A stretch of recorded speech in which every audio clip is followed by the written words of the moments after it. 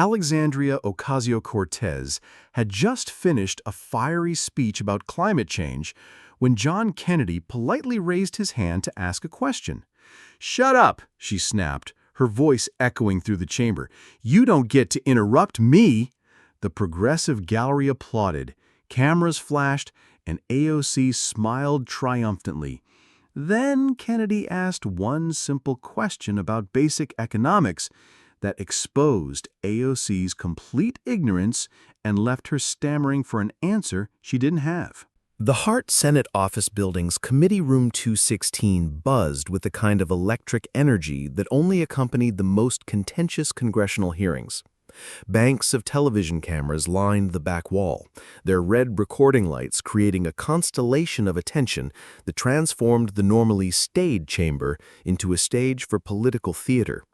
The morning sun streamed through tall windows, illuminating the mahogany paneling and brass fixtures that spoke to the weight of American democratic tradition, while outside, protesters from both sides of the climate debate chanted slogans that could be heard even through the thick glass.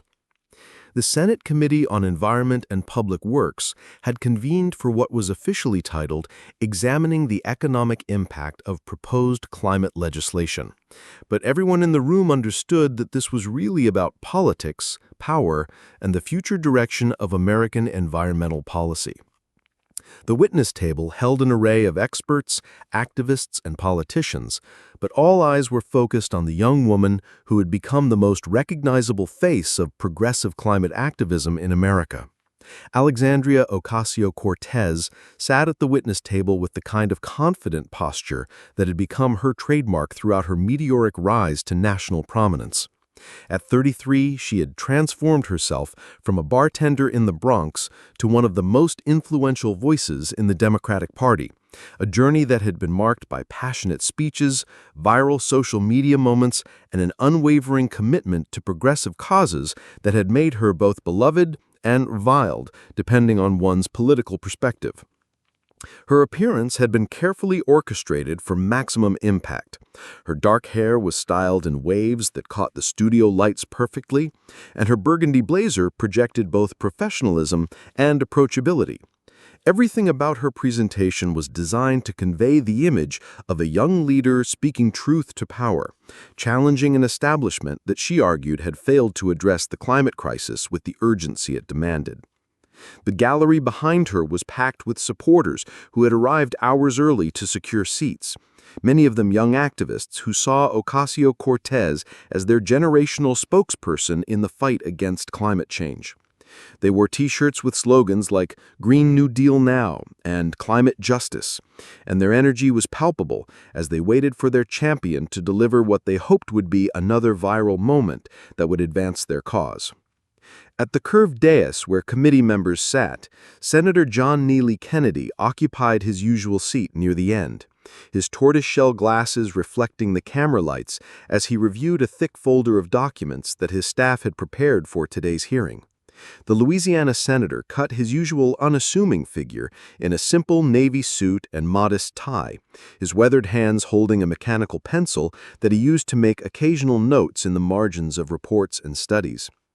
Kennedy had come to this hearing with a specific purpose that went beyond the typical political posturing that characterized most congressional proceedings.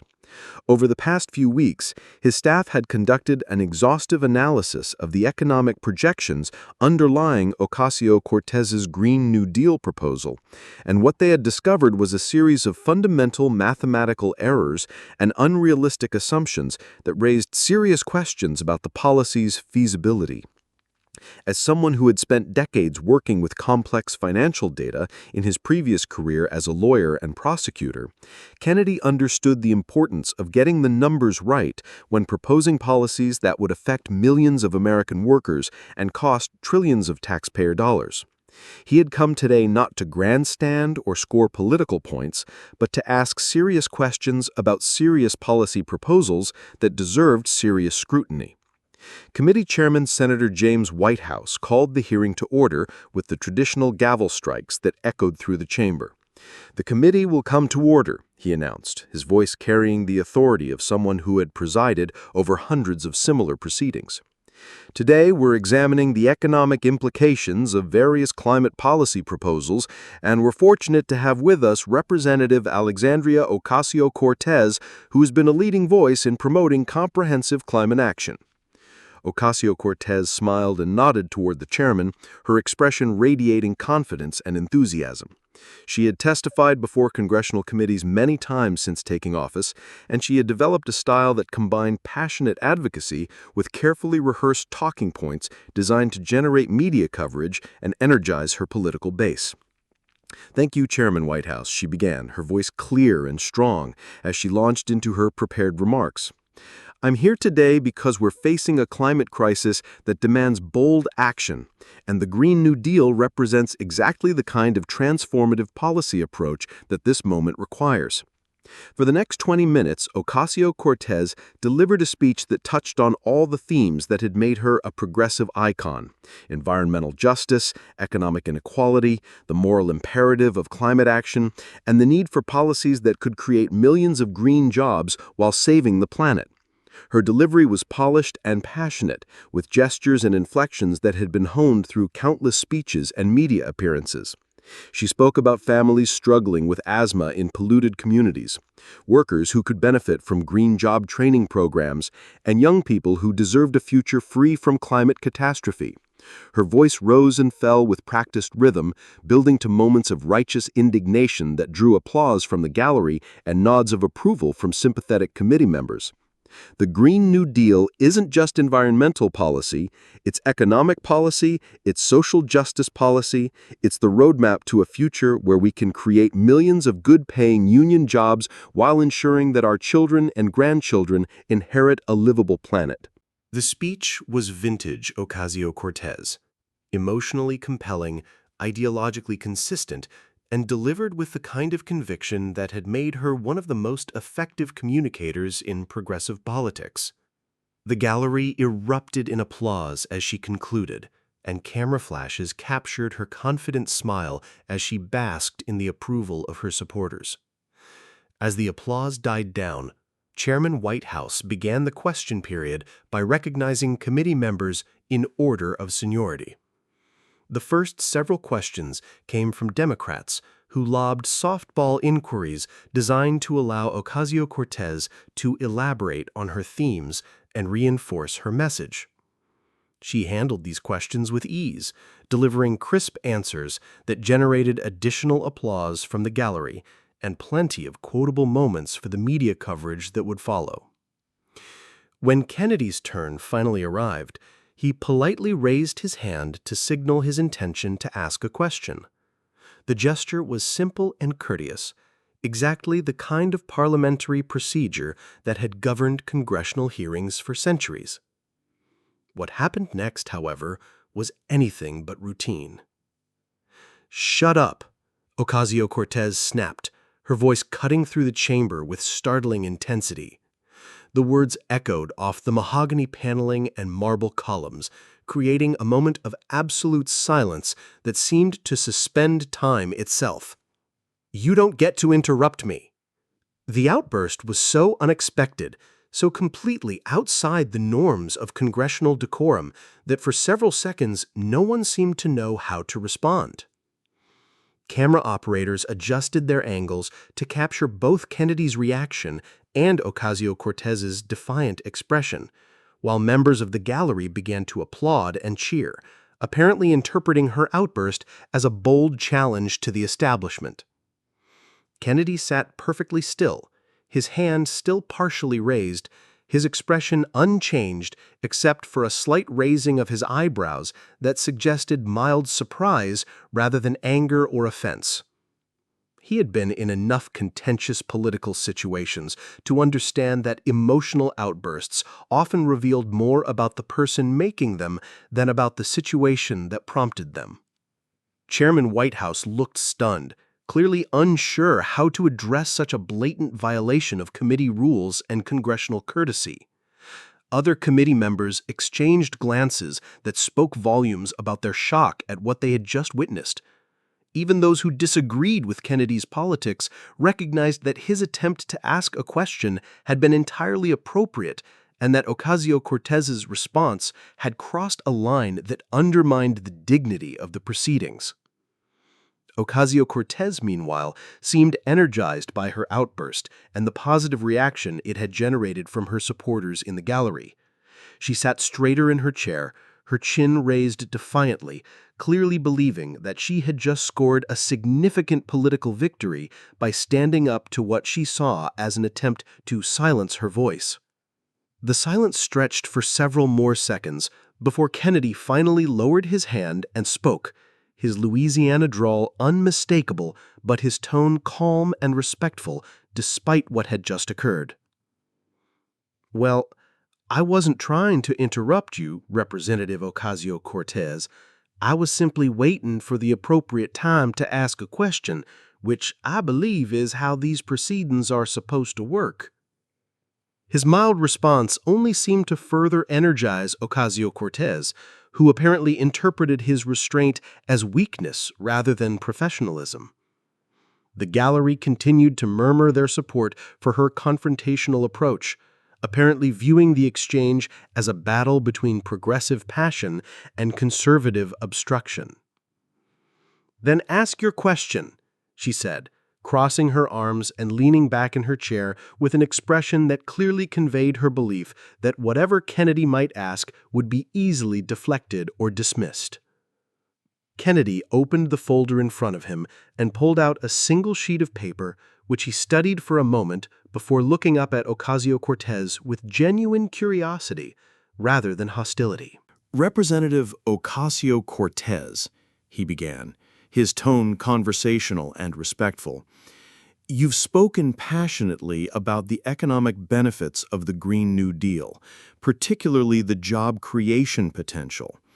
According to your published materials, the proposal would create 25 million new jobs over 10 years. Could you help me understand how you arrived at that number?"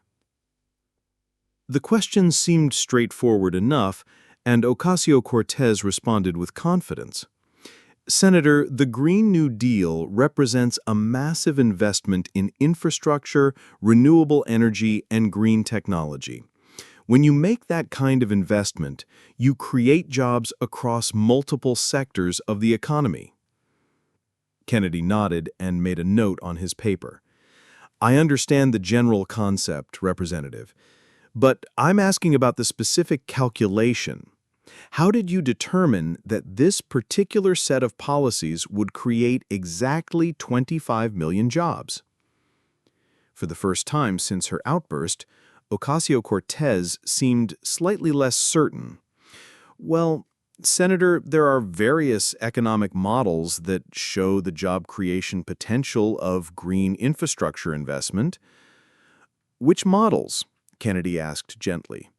"Because my staff has reviewed the major economic modeling studies on green job creation, and none of them project anything close to 25 million new positions.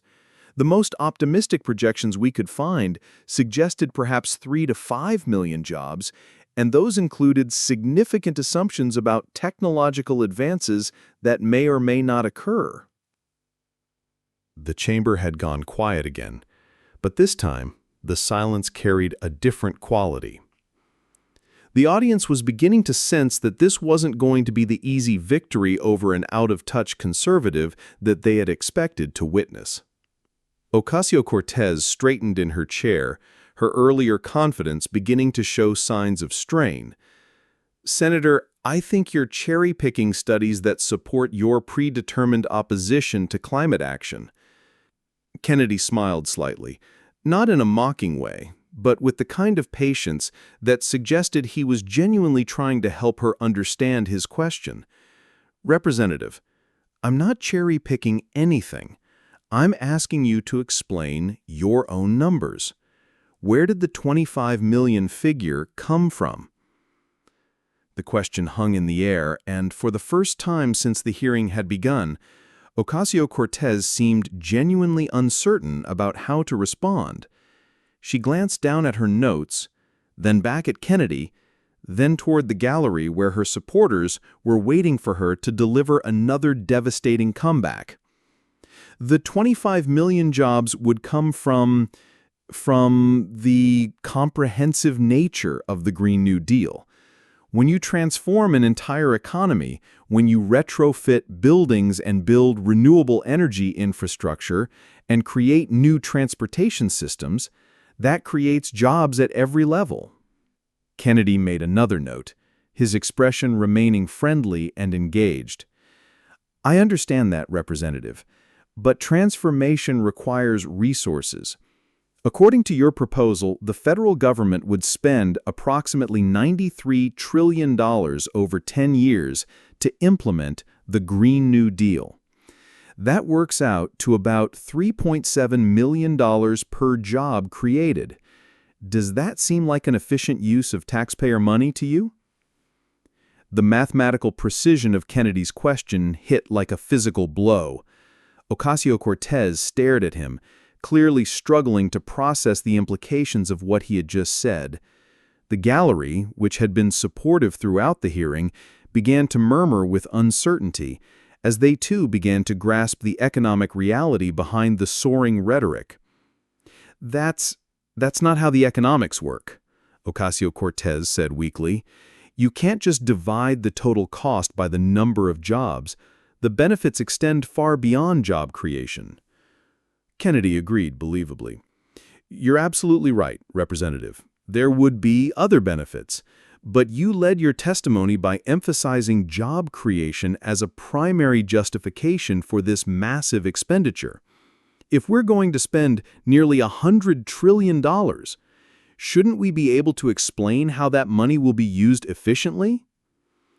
Ocasio-Cortez opened her mouth to respond, then closed it again. For someone who had built her political career on passionate advocacy and quick rhetorical responses, she was suddenly facing questions that required detailed knowledge of economic policy and financial analysis rather than ideological fervor. Kennedy continued, his tone remaining gentle, but his questions growing more specific. Representative, your proposal calls for retrofitting every building in America to meet new energy efficiency standards. Do you have any estimate of how many buildings that would involve? All of them, Ocasio-Cortez replied, seeming to grasp at the obvious answer. How many is that? Kennedy asked. Approximately. Silence. Ocasio-Cortez stared at him, clearly having no idea how to answer a question that required actual data rather than rhetorical flourishes. Kennedy consulted his notes again. According to the Department of Energy, there are approximately 130 million buildings in the United States. Your proposal suggests retrofitting all of them over 10 years. That's 13 million buildings per year, or about 35,000 buildings every single day.